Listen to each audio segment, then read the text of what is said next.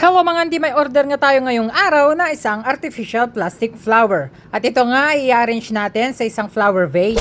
At syempre mga auntie, ang una nating gagawin ay kukuha tayo ng filin or yung floral foam para dito sa ating mga bulaklak.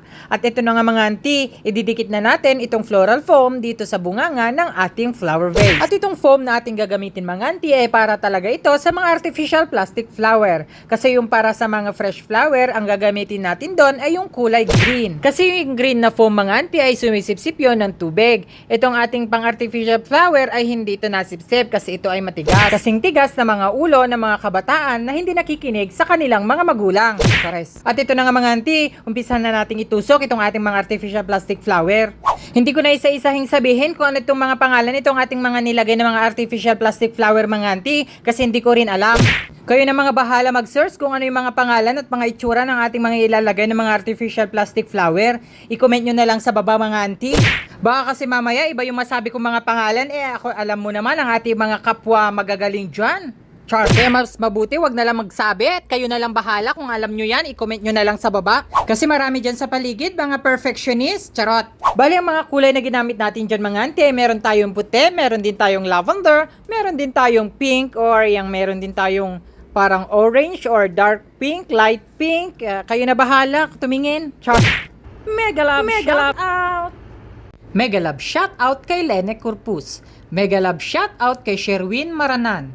Mega love shout out kay MD Ripon Vlogs. Mega love shout out kay Saniweng Tiparbangon. Mega love shout out kay Dulce Andre. Mega love shout out kay Glaysaan Balacana Tipanero.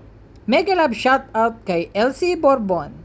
Mega love shout out kay Frank C. Branzuela. Mega love shout out kay Nana De Bibo. Mega love shout out kay Flor Love 27. Mega love shout out kay Juvelin Luanco Latornero. Mega love shout out kay Jerry Mia. Mega love shout out kay Asa Palen. Mega love shout out kay Maris Balansi. Mega love shout out kay Dante Tuco Abad Jr. Mega love shout out kay She Cantolas. Mega love shout out kay Navalta Bayo. At kung gusto nyo mapasama sa ating mga shoutout mga auntie, mag-iwan lang ng komento sa ibaba.